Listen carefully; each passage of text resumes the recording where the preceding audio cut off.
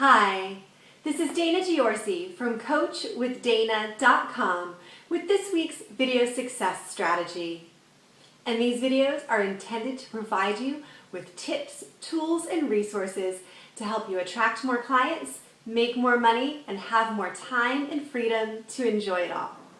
So this week, I'd like to talk about having an editorial calendar. So if you are someone who writes a blog or has an e-zine or is out there on social media, how do you typically come up with your topics to write about? Is it one of those last minute things where you're scratching your head and thinking, gosh, what am I going to write about or talk about this week if you're doing a video? Or do you have a plan in mind? And so I'm going to say that it is so much more effective and efficient for you to be thinking forward and putting together an editorial calendar.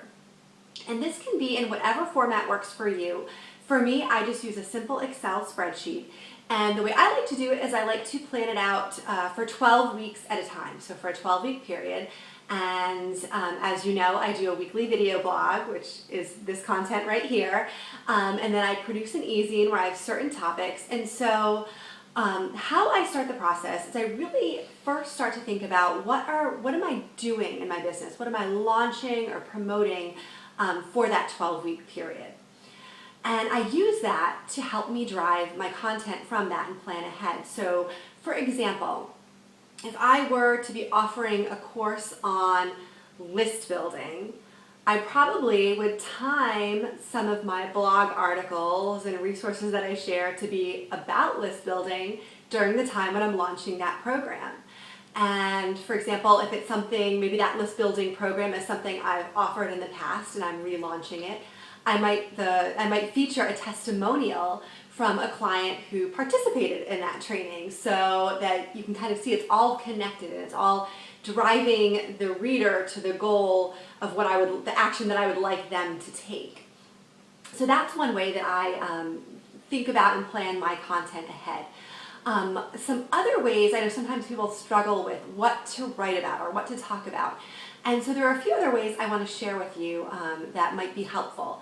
The first is to really think about the clients that you're working with and what are the questions that they typically come to you with. So what are the topics you're working through with them? What do you find that you're most often talking about? And just do a brainstorm of all those topics. You could also go ahead and ask your list. You could put it in an issue of your e-zine that you're looking for. You want to make sure you're customizing your content to what your readers most want, and you would like to hear their biggest questions and invite them to submit those questions to you. I do this every now and then on Facebook. I find that to be a great way, Facebook or Twitter or whatever social media outlets, to just throw out a question out there. I'm putting together my editorial calendar, want to know what your biggest, hottest issues are, so I make sure that I cover them in the next few weeks.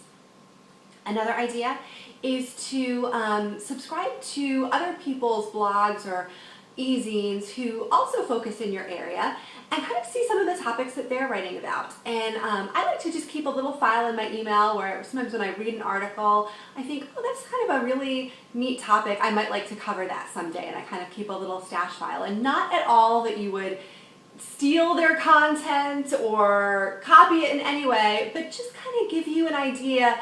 I liked the way they talked about that, or I liked, I haven't talked about this particular topic yet. I want to give my spin on it, but it just kind of jogs you. So I like to keep a little file of potential topics that I might want to put my spin on or share my perspective on. So those are a few ways to come up with the content for that calendar.